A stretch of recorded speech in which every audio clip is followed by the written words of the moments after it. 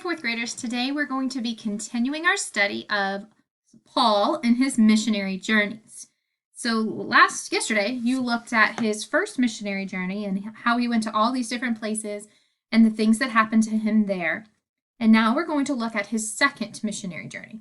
So the first thing says to read Acts 15:36 to see what was the purpose for the first part of this second journey. So this verse says, after some days, Paul said to Barnabas, "Let us return and visit the brothers in every city where we proclaimed the word of the Lord and see how they are." So the reason they're going on this trip the second time is to check in and see how all the different churches are doing and the places where they've been before. So they're going to visit every city in which they had preached to see how the Christians were doing. This time, Paul did not go to the island of Cyprus. Instead, he traveled by land from Antioch to the churches in Asia Minor. Find Asia Minor on the map. Remember, that's up where modern-day Turkey is.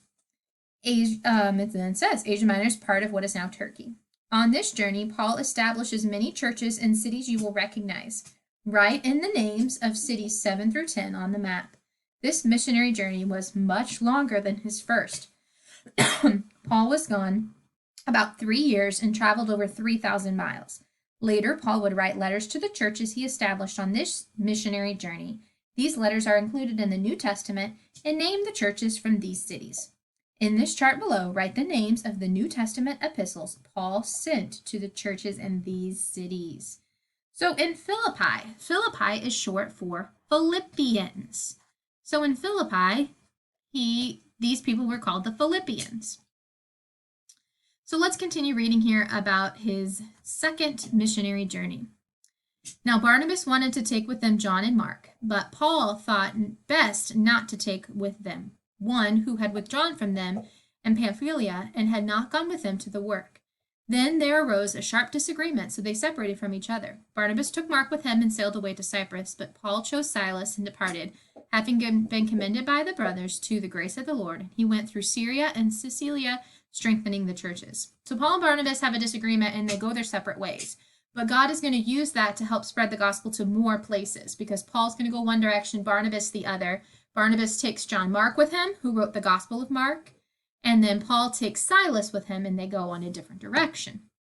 Then we can see here in chapter 16, Timothy joins up with Paul and Silas. So now there's 3 of them. They go around and then lots of things happen. So I'm going to scroll all the way down here until we see the Philippian jailer converted. So here in Philippi, they get put in jail, they get arrested and sent to jail, but Paul and Silas are praying and they're singing hymns, and God hears them, and an earthquake breaks open the prison doors, and the jailer gets scared because he knows that if his prisoners escape, he will be killed. But he finds out that none of the prisoners had left, and Paul shares the gospel with him, and he believes, and he puts his faith in Christ. So this is the Philippian churches you can read about in the book of Philippians. Thessalonica is 1st and 2nd Thessalonians. 1st and 2nd Thessalonians were written about the cities of Thessalonica. So let's look through here until we see, here we've got Paul and Silas in Thessalonica. And so we can see here they preached the gospel, they talked about Jesus. You can see there were many devout Jews and a few very important women in the city.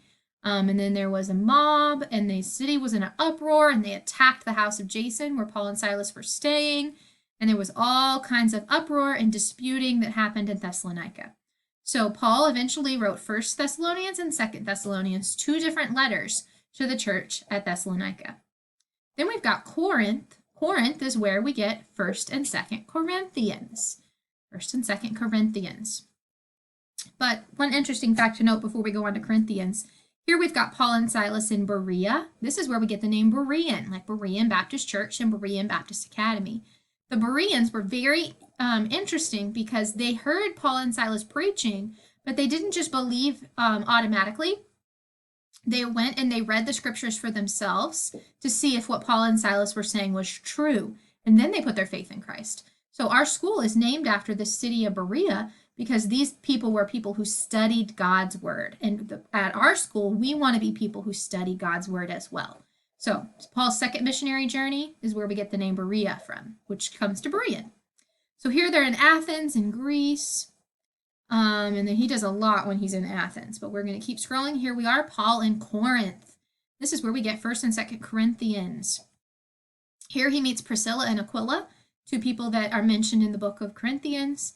Lots of people get saved. There's lots of interesting things that happened here in the city of Corinth that you could read about in this chapter 18. Then we've got Ephesus, and Ephesus is where we get the name Ephesians. Ephesians, in the book of Ephesians, was written to the city of Ephesus and the Christians that were there. Now, I want you to make sure that you turn to the back of this page and you fill in all the different cities where Paul visited on this second missionary journey. We can see for this journey, instead of going down into Cyprus, the second journey he goes up through here into Asia Minor, and he's preaching in Greece and in Asia Minor here. So make sure you filled in all of these cities from his second missionary journey.